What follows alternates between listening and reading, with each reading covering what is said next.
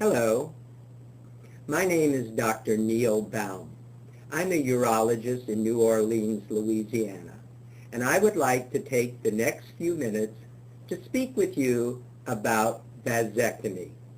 In this 5 to 7 minute video, I'm going to define vasectomy, I'm going to describe the procedure of vasectomy, and I will also discuss the risks and complications associated with the procedure. Let's begin with a definition of what is a vasectomy. A vasectomy is a permanent form of sterilization that consists of dividing the tubes called the vas deferens that transport sperm from the testicles to where the sperm is stored in the seminal vesicles. There are about 500,000 vasectomies performed in the United States each year and is for all practical purposes considered a permanent form of contraception.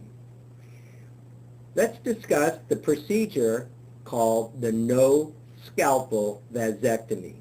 The conventional vasectomy consists of 1 or 2 small incisions about 1.5 inches in length on each side of the scrotum. The vas is then brought through the incision. The vas is then tied, ligated, or cauterized, and the vas is then returned to the scrotum, and the skin is closed with several sutures or stitches. The no-scalpel vasectomy consists of a small puncture wound about the size of the end of a pen or pencil where the vas is delivered through a single incision. As a result of using this tiny puncture wound, there is minimal pain or discomfort and almost negligible amount of bleeding. Thus, there are no sutures or stitches required at the end of the procedure. The procedure of the no-scalpel vasectomy is performed in the doctor's office, takes about 10 minutes to perform, and there have been nearly 20 million of these procedures performed throughout the world since it was developed in the late 1970s in China. So what are the advantages and the benefits of the no-scalpel vasectomy? As a result of using the puncture wound and no incision, there is minimal or negligible pain or discomfort. There are actually 10 times fewer complications associated with the no-scalpel vasectomy compared to the conventional vasectomy. No sutures are required, and as a result of the smaller puncture wound, the recovery time is much quicker. Now, how will the vasectomy affect the man after the procedure? There will be no impact on his libido or sex drive. There will be no impact on ability to achieve an erection or orgasm. The only thing that happens is there will be an absence of sperm in the ejaculate. However, the volume of fluid of the semen that occurs after ejaculation after a vasectomy is negligibly decreased.